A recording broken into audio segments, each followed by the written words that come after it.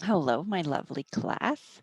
I want to do as short as I can be, little videos about the content that we cover each week. So first I'm going to share my screen and we're going to talk about the ocean habitat. So let's start with the definition of a habitat. A habitat is a place where an organism makes its home. So that means where it lives, where it finds food, where it survives, mates, reproduces, and raises its young. Many ocean creatures live sometimes in one habitat and sometimes in another, and so these habitats in the ocean are very much connected. So the first part of the reading was general information about the ocean and some things about habitats. We're going to cover that. I wanted to go over this picture and show you that first we sometimes refer to zones in the ocean. So the zones are thought of as the epipelagic, which is the surface most part of the water, the mesopelagic, which you can't really see here, but it's deeper. It's about 4,000 feet. And then the bathypelagic is deeper than that. And really deep down, you get the abyssopelagic, then the hadopelagic. So you can see from this image that there's creatures that live throughout the water column. There's creatures that live on the bottom. There's creatures that live associated with hydrothermal vents, giant tube worms, deep sea shrimp, and clams that we'll talk about.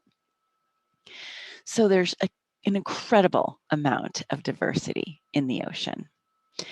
Another way to look at ocean habitats are the area near a shoreline is called the neritic system. So these habitats are ones that are close to shore, maybe something that we can access fairly easily. And the area where the tide comes up and down is called the intertidal zone. Below that, where you would need to scuba or snorkel and hold your breath, is the subtidal zone. And both of these are in the photic zone, and photo is light. So this is where the light reaches, so about the top 200 meters. And the way I think of mesopelagic is that 200 meters to 2,000 meters. So this is that mid-water zone.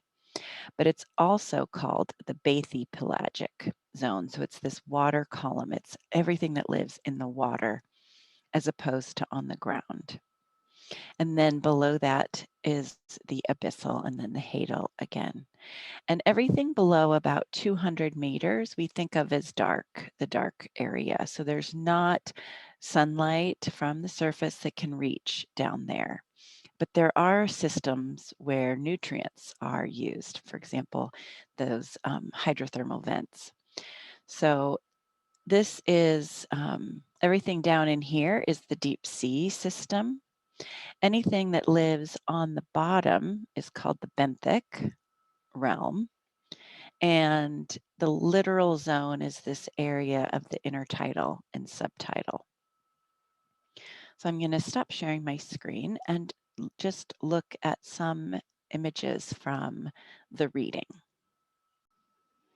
So let's go over some overview facts of the oceans. You know, our planet is 71% covered in the ocean. So it's really an ocean planet more than a land planet.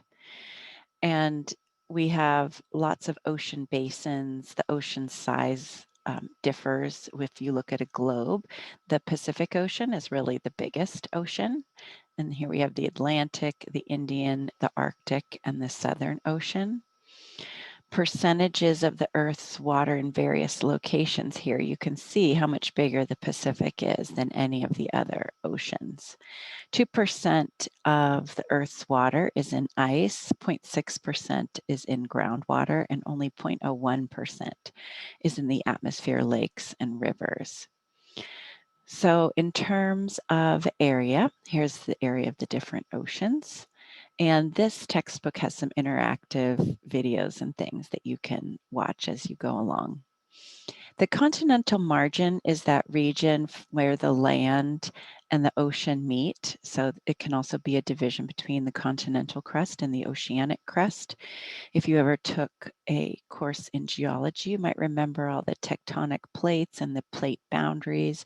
So on Earth, there's plates that are kind of floating along the magma, and they're pushing into each other and hitting each other and sliding down below one another. For the Himalayan mountains, for example, that's when two plates are coming together and converging and building up that mountain range. Along in the ocean, for example, in the middle of the Atlantic Ocean, you see this. This is the North Atlantic, and this is the Mid-Atlantic Ridge.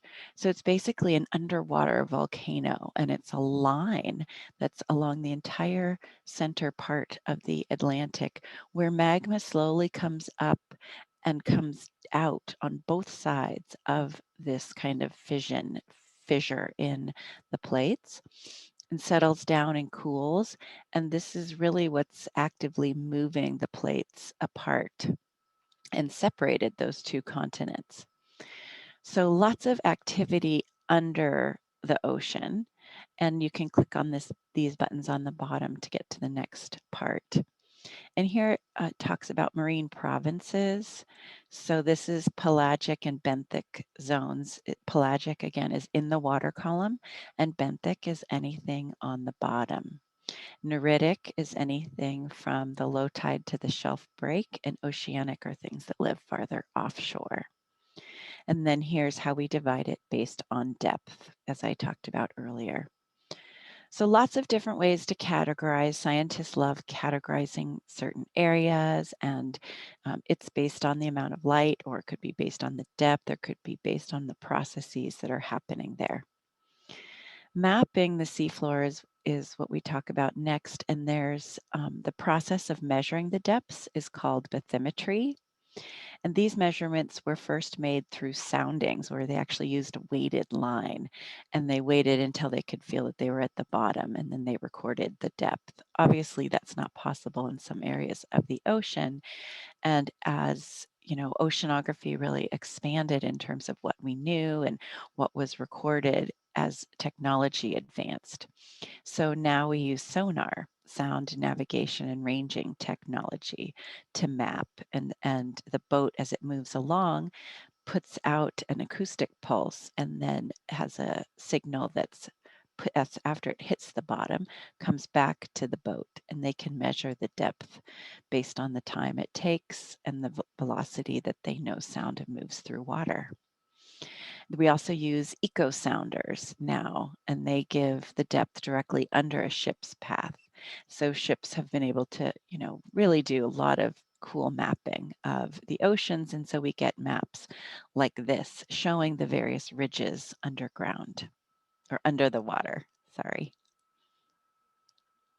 Each chapter has review questions as well. It would be great if you did them. You don't have to do them, but they are kind of capturing your learning objectives. So I also wanted to talk about, hold on, ocean habitats one more time with the reading from the National Park Service. So intertidal, again, is that area that is covered or uncovered in high and low tides. Mudflats are really important ecological areas. So a mudflat, you might want to figure out where there is one near you. For our Santa Barbara folks, that would be like Carpinteria. There's a mudflat, there's a estuary and a salt marsh. Mudflats, though, I think of Bodega Bay, you could look that up. And certain areas where when there's a low tide, you could just walk out on mud for miles. All sorts of creatures live in mudflats. They're highly productive areas. You have clams and shrimp and a lot of burrowing creatures. Then there's mangroves. Mangroves are extremely important. This special plant can live in salt water. It The seeds are carried along in the saltwater, replant, and these roots completely stabilize muddy, sandy areas so that it's noticed when you have a mangrove system, it really protects the land from erosion, from waves, from storm activity. And so buildings, development, human landscape is all much safer if you leave mangroves intact. They're also really important nursery grounds for a lot of juvenile fish species and crustaceans and shrimp and lobster and all sorts of birds and other creatures. Then there's estuaries. This is a habitat that's a mixture of saltwater and freshwater. So there's generally some sort of freshwater system that's moving down from the land that's entering the ocean. And there's a connection between the two. Another really important habitat is a kelp forest. So we have kelp forests that are made up of generally one particular species called giant kelp. And it's a keystone species, which means it really defines that habitat. A lot of other species depend on the kelp. They are eaten by creatures. Creatures use the kelp for protection. The holdfast, which is at the bottom, is where a lot of creatures live and lay their eggs. So very important offshore areas. Kelp forests have to be growing on rocks on a hard substrate. So that's where you will see them. You won't see them in a mud flat area. And then we have seagrass meadows. These are areas where it's just this multiple species of seagrass. It's a green looking plant that just grows in the sand. And this is a really important habitat for a lot of grazers. This is, where manatees live, is in seagrass meadows. And coral reefs are very famous ocean habitat, colorful, striking fish, beautiful corals, symbiotic relationships with corals and other fish or anemones and fish, and just beautiful areas that are really threatened by development and climate change. Oyster reefs is also another habitat. These oyster reefs kind of start growing on rocks and then start growing on each other and create protection for the shore as well. The open ocean, so offshore areas, are its own habitat. Then we have, and so many things live there, so that's going to be a whole nother section. Then we have tidewater glaciers. So these are glacier habitats that kind of come right up to the ocean boundary, and very, very cold, very unique habitats.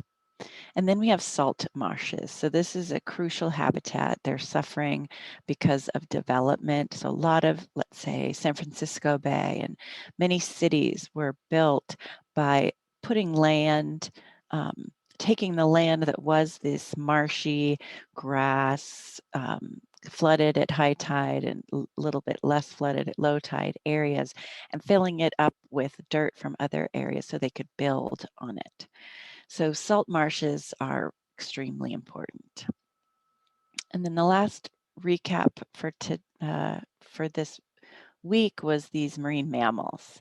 So who doesn't love a marine mammal? There's so many species. They live in all the world's oceans, incredibly well adapted.